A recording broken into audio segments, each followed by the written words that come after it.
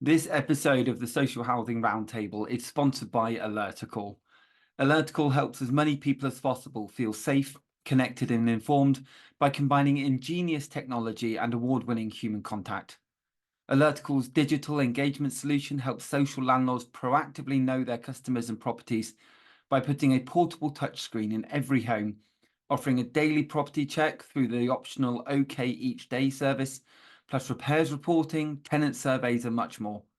They also provide Beyond Warden Calls, an easier, simpler, and lower cost wireless warden call solution with video door entry, dispersed telecare, and smoke alarms.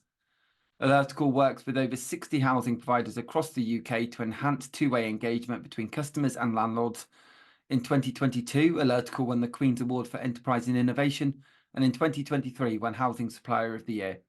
I'm delighted to have them as our sponsor of the Social Housing Roundtable throughout 2024. Good morning, everybody. Welcome to the Social Housing Roundtable. We're already in mid-April, which I don't know if anybody has realised, but that's absolutely flying by. I want to get going today because we've got a lot to get through. My name's Matt Baird. To those who haven't met me before, I'm the founder of the Social Housing Roundtable and of Baird & Co Recruitment. So I've been recruiting in the sector for over 11 years. The Social Housing Roundtable has been this amazing forum that has just grown and grown over the last 3 years to incorporate anybody and everybody in the sector to have a free voice about certain topics and to try and have true and meaningful engagement. And so I'm delighted today to be welcoming Dr. Bola Abisogun with us, who is going to be presenting shortly. A final note, after 3 years, we actually have a sponsor for the Roundtable, and it's my absolute privilege to say thank you to Alertical for sponsoring the Social Housing Roundtable. More on those shortly. They're an incredible tech business, really changing the way that we engage, particularly in the elderly community. So a massive thank you to them for engaging and supporting the Roundtable in this way over the next 12 months. But for now, I'm going to pass over to Bola to introduce today's session and hopefully introduce the topics that we're going to discuss today. So Bola, over to you. You can hear me. Okay, cool. So isn't it ironic that I'm here to talk about technology and digital twins, and Zoom has failed me this morning. But in all humility, and because I've been kindly invited by Lara Della, who was the initial contact in my beard, I do want to give you some insight into what we're trying to do. So without further ado, and given that I can't hear any of the board, going to see. And so what I would do if I possibly can, it doesn't complete, I would attempt to share. Can you see that, ladies and gentlemen? Can you see that first slide? Awesome. So what I'd like to do is just to set the scene. But that being said, if some of you can hear me, and I hope you can, and I will definitely try and raise the ante a bit, we are focused on golden thread as a solution to the market and the housing sector in particular. We are going to focus on digital engineering apprenticeships, and we are keen to involve the sector in its journey towards building safety act compliance. What I want to point to very quickly is a conversation that I had with Matt about a couple of weeks ago, and I asked you, Matt, for some key pain points that the sector is currently experiencing. And we ran through a number of issues of which I wanted to talk about now. The first was culture and change, and that was a big one. We also mentioned that there's a potential for burnout amongst staff with creeping as a consequence. We then went on to tenant engagement. You mentioned tenant engagement, and I said even in the presence of the Building Safety Act, tenant engagement isn't what it could be, and the stigma of social housing prevails. We mentioned development of fewer homes, and G15 is talking about a reduction of 17% in London, 6% outside London. And that is fueled by the 35 pence per pound pure waste that's coming through as part of that process. We then mentioned very quickly stock condition, which obviously is a key issue. It's an idea and an opportunity for the sector to figure out what it is that they're actually maintaining, how much it's costing them. And I believe there's a role for digital twins in void property, which is the use case I developed at Cambridge about 3 years ago. And then you mentioned complaints up by 90%. Is that a consequence of the new regime, or is it just people are, many more people are upset with the service they're being provided with? With that said, and bearing in mind that we are, as an organization, looking at upskilling and EdTech with gamification as a market solution, I wanted to introduce you to some of what we're trying to do, but also create and set a challenge. And my challenge to the sector is it time to do something different? Is it time to disrupt what we've done for many years as a sector? And I say we because I think I'm part of the solution. And is it an opportunity now to focus on, in the presence of the Building Safety Act, to focus on social value and the foundation pillar of the DTSA, which is the Golden Thread? Is it time to do something different, to be more inclusive, creative, and therefore legally compliant as well, with a focus on young people? So with that said, I'm going to progress very quickly into my presentation, which is more of a conversation now, if I may say that. So looking at what we want to talk about today, and I want to thank you for the opportunity. On the right-hand side of your screen, you'll see an image that talks about design, build, operate, and integrate. And that's pretty much what you do with social housing assets, right? But is it a new dawn for social housing? Is 2024 in particular a new dawn for social housing? And I believe it is. I was at Excel 2 years ago articulating the business case for social housing digital twins. I've moved very quickly onto the impact it has on my surveying profession via an initiative PQS 2030. I think is that a lot better? Much better. Okay, cool. So I'll continue with the headset. Thank you, Matt. We can drop that call now. So as I was saying, is this a new dawn for social housing? I think it is. It was in April 22 when the Building Safety Act became a thing. I've challenged my profession in the same domain. Same question: where do digital twins sit in the context of professional services? But there's a new legal requirement, and it's called the Golden Thread, Building Safety Act, asset management. It's stuff you do all day long. Question I asked 2 years ago in Manchester was, are you ready? I could ask the same question today, probably get the same answer. Not sure. Some are, some aren't. But for the board members on the call today, and for those who may watch this in the future, as a board member, risk is key.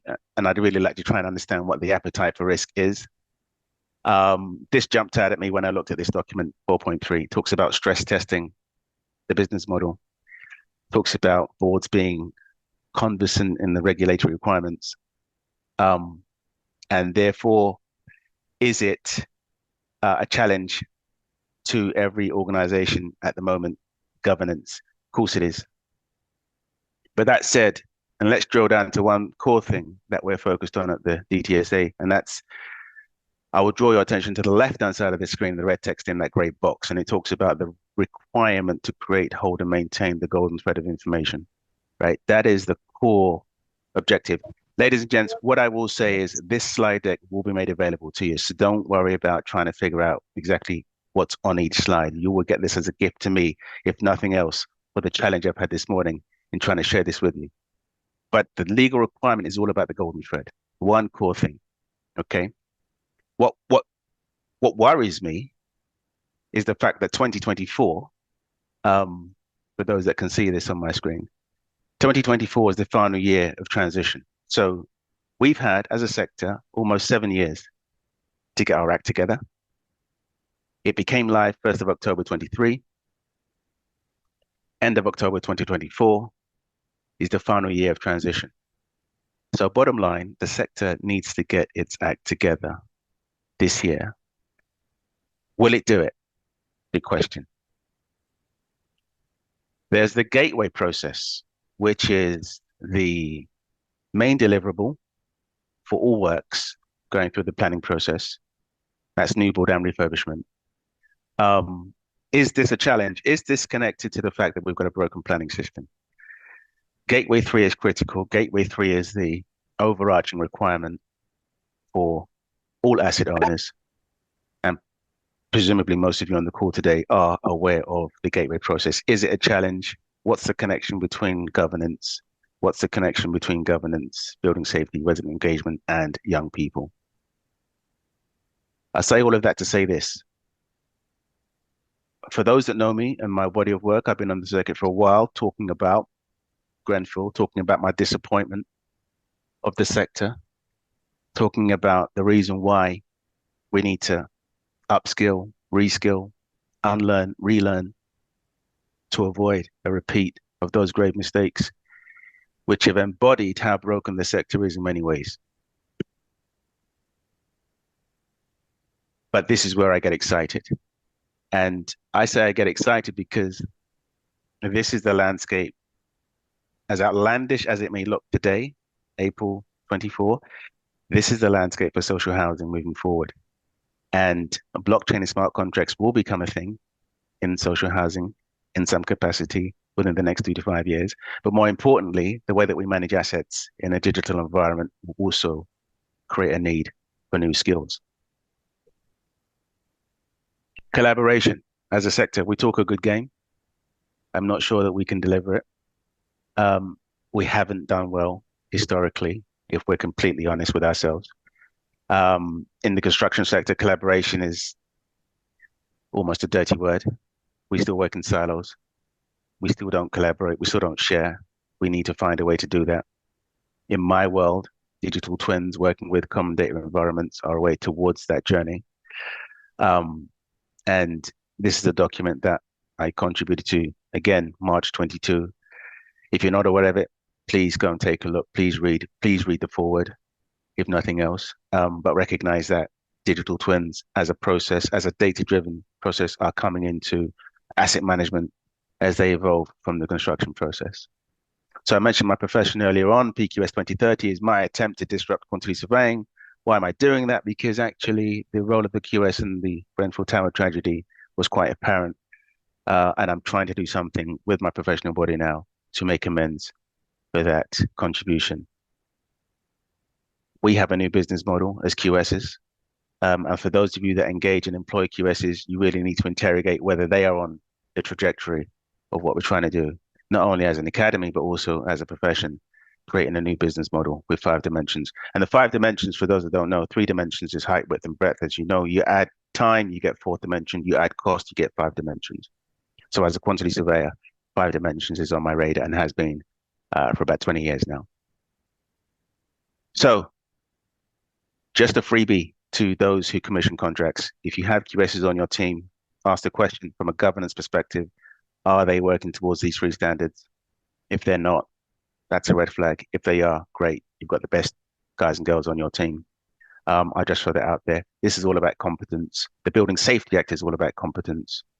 And in addition to competence, we need to think about innovation. The whole world is talking about AI, and I love it. And I love it for 3 reasons. First reason, I wrote my thesis in '94, focused on artificial neural networks and hypertext expert systems. That was '94. In 2003, I decided to set up a company called AIQS, but I couldn't get PI. So it's been dormant for 21 years. That company was legitimized by Tech UK at Cambridge in Feb 21. So for the last 20 years, that company's been dormant. The world's now talking about AI, but what does it mean? What does that AI piece mean to our profession? What does it mean to housing? What does it mean to cost management? What does it mean to a whole rake of things? But specifically, I'm taking up the challenge around infusing AI into cost management, which should interest and intrigue those who commission contracts and maintain contracts in the social housing space. So bringing it back to social housing, digital twins, what are we talking about? Golden thread, we're talking about asset assurance, and specifically, how do we digitize, how do we bring to life the swathes of data that we have at the moment, and how do we work more intelligently around creating value for not only the business, but for the residents and occupiers of the assets that you all maintain. Digital twins, there were different types. If I go back to Grenfell Tower, and if I talk about blockchain, the reality is we could have had an informative twin during the pre-construction phase to figure out why it happened. And in my head, it could have been avoided if we had had, for example, a large language model running simultaneous with the specification as was prescribed to figure out the risks associated with all the products that were being proposed for the project. There were different types of twins, and I won't bore you with this. I could talk about this all day, but basically we are talking about different types of data-driven solutions that are available to you today. Here's a freebie. Here's an example of how a digital twin solution could work at a very low level. So for the asset managers in the room, when I normally talk about this particular slide, I often reach out to the audience for engagement. And I ask the audience, particularly those in asset management, what is the image in the middle of the screen? For those that know, it's a SCAF tag, and it's normally held or fixed to a scaffold externally so that third parties can inspect its last inspection rate, et cetera, et cetera. I have an ambition to help the sector move away from SCAF tags and move more towards QR codes. And it's predicated on one experience I had as a construction manager where I rocked up for a meeting and I had observed a supervisor rocking up to pre-populate the SCAF tag. And I was surprised. I asked the question why, and he said he was off for a week and therefore wouldn't be around. I took that away and thought, well, great, but I hope nothing happens in the interim. Nothing did.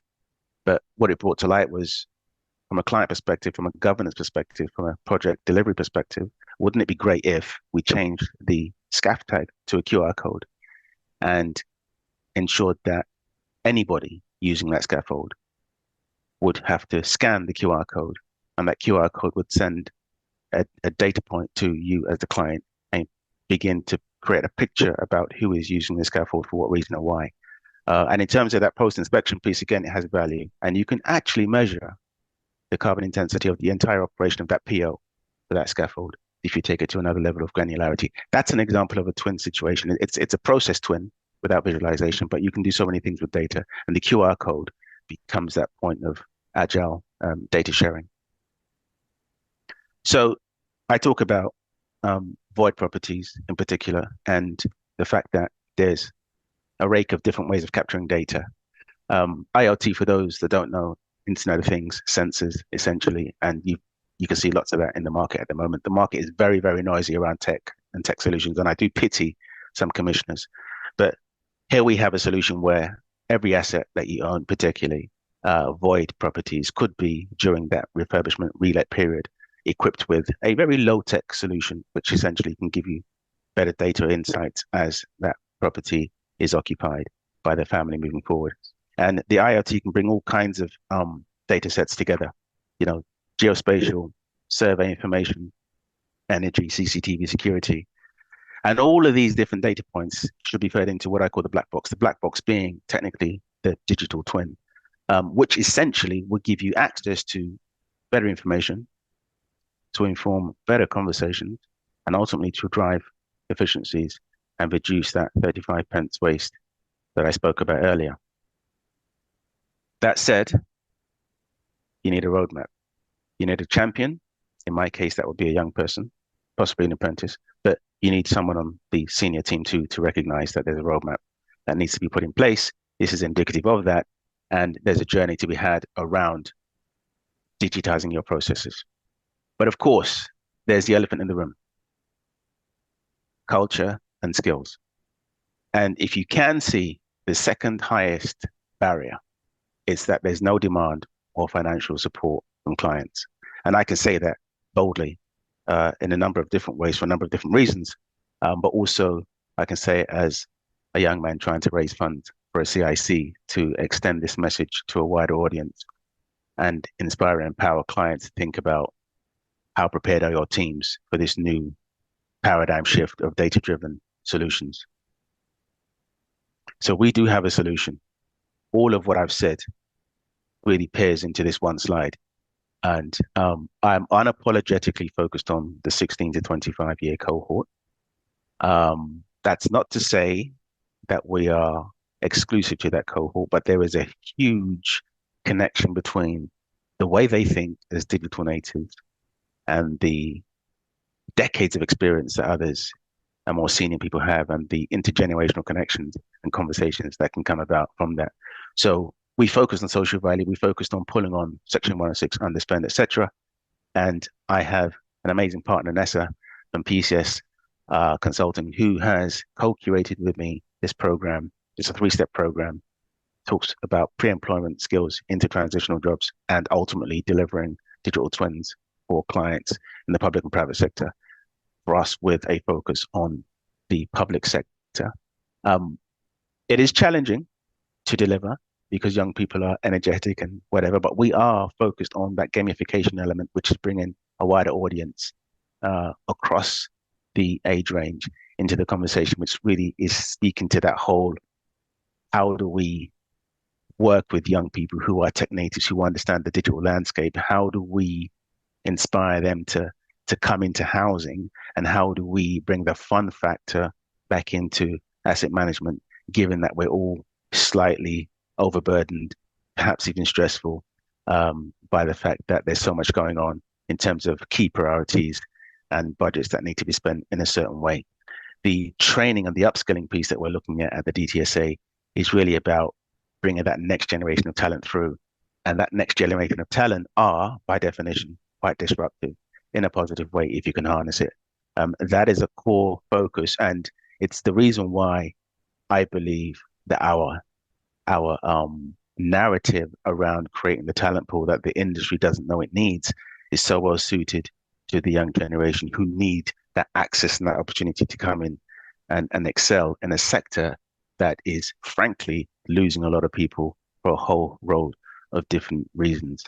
But I'm not doing this alone. I have an amazing team of volunteers. They are heavyweights in their own right. I am completely indebted to all of them who have come on board and supported me on this journey. And of course, this journey has been a long one for me personally. I've been on the circuit now 20, 25 years, working with young people, largely from the underserved and underprivileged. I won't call them hard to reach because they're not hard to reach. They are just underserved. And of course, I've met a lot of people along the way. This is just a handful of some of those images captured over time. And obviously, I'm humbled to have recognized and spent time with our king as well. But for those that think I am the mad scientist, and I am called the mad scientist for a number of different reasons, but frankly, we have a range of partners who also believe in our vision. They are almost helplessly trying to support what we do, and I'm humbled to have the reach into this ecosystem of talent and resource. So that is a very quick fly through of what we're trying to do at the DTSA, but fundamentally, we are seeking to create some value for clients who are struggling with that shift from analog into digital. And to that extent, I would like to challenge the sector, ideally through conversation, if I can figure out how to do that now. I'd like to challenge you all around, what are you doing as a sector or as a business to address the skills challenge that exists within your business and your teams, no doubt? And what are you doing to push in the direction of Dame Judith Hackett's ambition for a connected, transparent, accountable sector? And what more do you think young people could add to your challenge if you've recognized that you have one? And I know that's a very open-ended statement to make, but it's a conversation I wanted to have. I'm not sure how we're going to do that because I can't hear any of you. But Matt, I'm in your hands, buddy. I think So I've can you struggled. can't hear us at the moment? I You need still to aren't round getting of anything applause through? because I don't know how the hell I've just done that. But the point is, I'd like to have a conversation at some point. So, Matt, I'm not sure what we can do now because I still can't hear any of you for some odd reason. But you can hear me, right? Yeah, we can hear you. Evidently you can't hear us. So I'm going to try If and I call you, let's see if I can have the call. okay, so I'm just muting Bola while we try and find options for that. Do please, if you have thoughts or anything like that and would like to come in, I'm pretty certain we can hear everyone else. So do please either raise your physical hand or raise a hand virtually using the reactions tab at the bottom. And I'd love to bring you in and hear your thoughts and ideas based on the information shared today. Obviously, there's a lot as well in the chat. Bola, in terms of do feel free to unmute in answering these, but some of the points that Sure. came through the chat was what has happened to building information management or modeling in social housing? I rarely hear it talked about or see it written about, and it's never in the boardroom. Wow, that's a great question. So BIM is still a conversation that's ongoing. Um, in terms of it not being in the boardroom, that is a disappointment. But again, it speaks to that whole what is the relevance of that BIM conversation at boardroom level?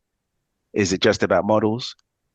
It really should be about data, right? The one thing that board members are always asking about, where's the data for this? Where's the data for that? BIM actually should mean better information management, not building information modeling. The emphasis should be on information management. So if we remove the B and we stick with the IM, by default, it is in the boardroom, but under a different guise. So when you're asking for red flags, you're asking for Power BI dashboards, you're asking for all sorts of summary pages of data that is BIM in effect for all intents and purposes. So great question. Let's flip it upside down and think about how we can reframe it. Fantastic. Thank you very much. Tony had mentioned about the golden thread should cover more, including damp. And Gabby has said that could something like, and maybe this ties into this point you're doing with young people, could something like experience be a sixth dimension in social housing? So, even now we're talking about AI and obviously some of the points you made today to gauge something like satisfaction or experience. You obviously talked about the fifth one being time. It should sixth be experience. Is that an idea that you've pursued at all? That sounds amazing. I just think that social housing has a moral compass, right? And it's that moral compass that should be driving everyone to engage with a cohort of talent that will help shape and redefine the whole value proposition that we're struggling to deliver at scale. So it's really the emotional intelligence piece that needs to come to life here. And, you know, in construction, we don't manage people very well. We have a real mental health issue in construction. I'm beginning to see a real burnout issue and situation in housing. And that whole people management piece, which is a pillar of the Building Safety Act in terms of that resident engagement, is lacking. So we need to have or develop that intergenerational vertical called conversation. This stuff isn't rocket science. I think the sector's overwhelmed by technology in this space. And for us, the digital twin becomes a very collaborative, transparent, agile solution that engages with all parts of the business for all different reasons. So once we set out our stall about what we want to achieve through collaboration and put that into play using data-driven solutions, it gets easier. But young people just challenge you to do better in a shorter space of time. And I think time, particularly in this year, this is the last year of transition. We're running out of time. We have less than 6 months left to get the sector ready. And when I say ready, I mean competent and capable of recognizing what needs to happen to make the Building Safety Act and therefore the golden thread an easier deliverable for the building safety regulator. And it's young people. Young people will come in and help you reshape those traditional, clunky, in many ways archaic ways of doing things. Gabby, do please come in on that. Yeah, I can't raise my hand. I don't see the button here. I don't know if that's another technical gremlin. The reason I put in that comment is like experience as a sixth dimension. And when you started talking about AI and analyzing communication that comes in, whether it's from tenants, from employees as well, inputting information about a property, it might be a really good way to also. It's one thing for a housing manager or for a technical surveyor to assess a home on being fit for habitation or something, but it's another thing to hear what actually the experience is, like how many complaints come in about that home. Can you connect it to complaints about homes in the area in the same block? And I think if we are to change social housing in a way that is fit for the future, experience can no longer and should no longer be ignored, given what has happened in Grenfell, with people speaking up time and time and time and time again, and it being able to be swept under the rug and ignored and twisted, etc. So yeah, that was where I was coming from. I love that. I love that. That is such an eloquent way of saying that there is room for the experienced professional. And in many ways, the experience won't be displaced by youth, but we're still not having that intergenerational conversation. We're still not connecting and joining. We're still not respecting. I often say to some of the senior people in my network, you need to leave your ego outside the door when you enter this room for a meeting. And there are young people in the room, right? Leave your ego outside and recognize everyone has a voice. We're all trying to figure it out as we go along within the confines and frameworks of regulation. But, we are almost too afraid to do things differently. There's this real fear about stepping outside of those boundaries of traditional norms, right? And I just think the sector has got to be bold. The Building Safety Act is all about being bold. And leadership has to stand up and be counted, right? If you're a leader or a senior manager, you've got to step into this space and try and figure it out. And I don't see the urgency. My fear is I do not see the urgency in the housing sector at the moment around cultural change. And young people will help break that procrastination, break that paralysis, because they will just ask questions very simply, expecting very simple answers to come back. And if they don't come back in a simple form, they'll challenge. And I think that challenge, culturally and historically, housing hasn't really had it. We are great at talking about we need more money, we need this, we need that. But actually, if I said to you, and I'm saying it again, 35 pence of every pound spent in housing is spent on waste and inefficiency, right? So even if we didn't get any more money, what about trying to spend what you have better, wiser, with more value, right?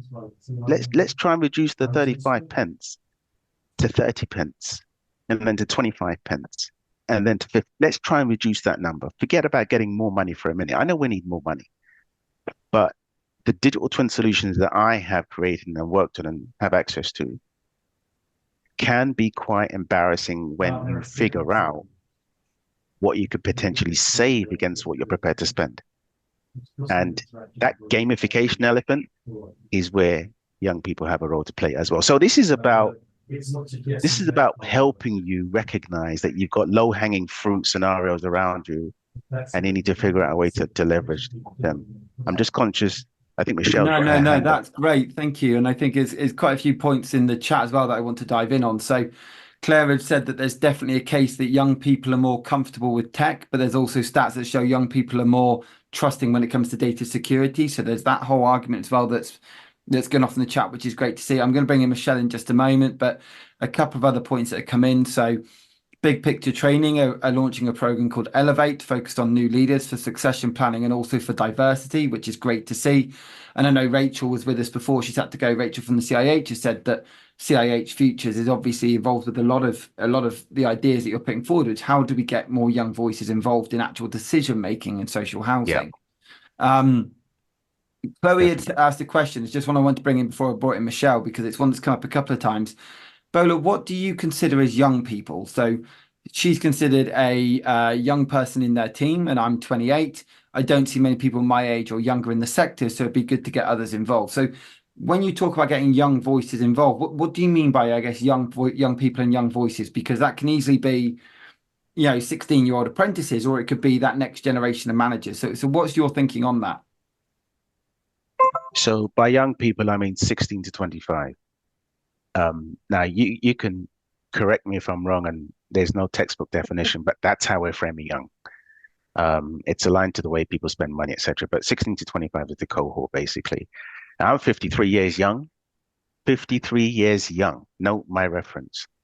Because age is just a number, right? But in the context of the cohort that I think and know will bring that change, it's that 16 to 25 digital native that is waiting for an opportunity to come in and blow your mind. So anybody under the age of 52, we're all young. And if you're beyond 53, you're young at heart, right? You're just a number. So I don't want to be too specific about the definition of young, but that's the cohort we're focused on, 16 to 25. Excellent. Thank you very much. Can I ask, like, quickly then? I already commented it in the chat, but so for example, when I was teaching university students, like information, like science type things, how to work with computers, they were already then only used to using tablets on their phones, and actually working behind a computer and a laptop was a complete shock to them. And if I now look at my nieces and nephews who at school, like high school, they do everything on tablets, etc. How do you foresee kind of that device shift? And is there any upskilling need for young people to, who needs to make the change? Does the sector need to make the change to accept different devices, or is it the young people having to adapt to like laptops and computers, etc.? Matt, I got Gabby, thank you. I got some of that. But Matt, can you summarize for me, please? Sorry.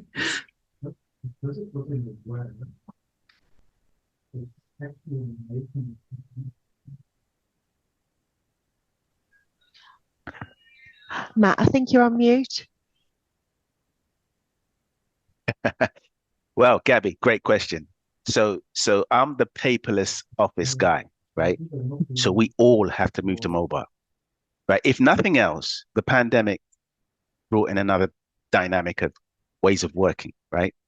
And to be fair, the pandemic introduced the business case for digital twins, because all of a sudden the world went into lockdown, and asset management, facilities management couldn't visit physical buildings. But if they'd have had a twin of every asset under management, they'd have had a 1-to-1 ratio about the asset that they couldn't physically visit, right? So that whole mobile way of working, paperless way of working has to become normalized. That's a big cultural shift. But think about the societal benefits: less paper, less ink, less. There's also a cost saving associated with that, right? So if we redesign how we work and move to mobile, okay, cyber is always going to be a risk. We know that. But this is the paradigm shift we have to become comfortable with. So young people are already there in many ways. They're not quite there in totality, and they do need guidance, but they will bring a new dimension to what we think is the best way of working at the moment, which was impacted by COVID and the pandemic. So we are 4 years post-COVID, but ask yourself as a business, what has materially changed within your business around your way of working and your approach to digital and mobile? What has changed? Or are we still going back to our desks and wanting to stay comfortable in those zones that we're familiar with? We have an opportunity to disrupt ourselves and disrupt the way we work and disrupt everything in a measured way. But we've got to stop talking about it. We've got to start doing. We've got to start trying. We've got to start leveraging. We've got to believe we can do this, because actually, as far as the Golden Thread's concerned, we've got 6 months left to think about how we can chronologically evidence to the building safety regulator that we are managing assets against 2 key risks: structural collapse and spread of fire. And we have to do that digitally. And it has to be an inclusive, team-wide vertical output. So the time is here to change and disrupt ourselves. Thank you, Bola. Michelle, thank you for being so patient. I'm going to bring you in now. Thanks, Matt, and that's fine. It is actually World Voice Day today, so everybody has that space for a voice. But yeah, really interesting conversation. And, I think it was the end of 2021, the CIH and the ILM produced a report, Leadership in Housing and Looming Capability Gap. It's only a 2-page report, but there's not many people that seem to have read it. So then if they haven't read it, what are they doing with it? So, we're talking about how to get younger people through this. Yes, they do have a lot to offer. And let's face it, the things that we are doing is going to impact them more in the future than it is those of in the 50s, the young at heart, shall we say. Well, but there was the House of Commons actually produced a report in February indicating that the UK is 6 on the G7. We're productive 59% of the time. We waste, on average, 2.2 hours a day on unnecessary activities. Mm-hmm. And it is about this streamlining. And it is looking at different ways to do it. But you are right, it's archaic. The culture is archaic. And that ego keeps getting in the way to listen to those voices that actually should be heard. So just on a bit of a rant on that, but we have to listen to those actually less experienced sometimes to actually see it in a different perspective. So yeah, if you are young at heart, or whether you are actually between the age of 16 to 25, yeah, Lara, use your voice today and raise something of concern in your organisation that could make that just a tiny tweak to actually improve that productivity. So it's just a bit of an ending on that. But yeah, great conversation, Bola, even though we couldn't hear half of you at some points, but you got there. Thank you, Michelle. Great point. Great point. Productivity. That is a great wording construction, right? But this stuff isn't rocket science. It's cultural. Our biggest challenge is not technology. It's not process. It's not ambition, really. It's culture. And it's just tough. And that's why we have this barrier. And unless and until we have new people step in and challenge the incumbents who will naturally, hopefully make space, we're going to have this perpetual circle of chasing our tail, right? But I land that inevitability in the context of building safety, right? This is a legal requirement. Stuff has to change. You are all at the front end of obligation, in my view. And the voice of the young person creeps in to challenge. And it's the appetite for risk that is slowing everything down. And that's where the sector has to think different. And they will be forced to think differently by embracing the energy and visibility and passion of young people. It's not rocket science. But thank you, Michelle. Great point. Thank you very much, Bola. So just going back to the chat. So Tony has said that he's implanted digital solutions and there's always been a problem with resistance to change. Implemented, that should have been, Matt. Okay. It cost Birmingham £1 million when they wanted the new system to look like the old. I've already mentioned Rachel's point around the CIH Futures program. That's definitely something I think to combine what you're doing with there, because there's such synergy. It'd be amazing. Claire has said, I think the expectations on the sector at the moment are so multitudinous that organisations find it challenging to be proactive as we're constantly reacting to situations and new legislation. It takes so long to get on top of all of this, i.e. your point about the Building Safety Act, that I think we need to take a cost-benefit analysis approach to encourage proactivity. In terms of young people, we don't sell the benefits to them enough. We should be showing how their involvement enhances their skills, experience, and even their CVs. Apologies for the broad brush statements. I know there'll be some places who are doing different things, but I agree, and even now we've got the new consumer standards, we've got qualifications coming in, we've got everything else. Trying to implement new systems and to be more, generally engaging and looking at innovative practice. Again, Bola, I guess this comes back to your point around why, as Kim has said, there should be more young people involved with those with lived experience of the sector and of being homeless, because they've gone to the local authority to ask if we can talk to some care leaves about working with our charity. that's how you make change, because you have to have that different perspective. Totally agree. Totally agree. And I've just been drawn to a point by I think a young man that talked about um, digital solutions get to the mistake and the error quicker. Um, which I take the sentiment, but we can talk about glass being half empty or glass being half full. But I think we just have to. I mean, I'm looking at Tony Bradley implemented digital systems at housing associations in Canada and spending £1 million and not sure what they got. These are the numbers that scare people. I talk about low tech, no tech solutions, right? The amount of money, and I really do empathize with the sector. You think you're getting a good deal, you spend a load of money, you get nothing. And that has tarred a lot of people, including young man on the call today, right? I've been tarred with that. Well, is this another weird and wacky solution that's going to cost us a ton of money? I'd like to think that our approach is cost neutral and we can have a conversation about what that means. But bringing young people in is absolutely critical. I look at the comment by Rachel Williamson and the link she's put in there about CIH futures. It's an opportunity, guys, ladies and gents. It's an opportunity right now to think about apprenticeships, digital engineering, and to think about personal upskilling. If I framed it this way, Matt, very quickly, I think all CIH members need to do CPD a number of hours per annum, right? Why don't the CIH think about implementing CPD along the lines of what we discussed this morning? And then there's no heavy lift, right?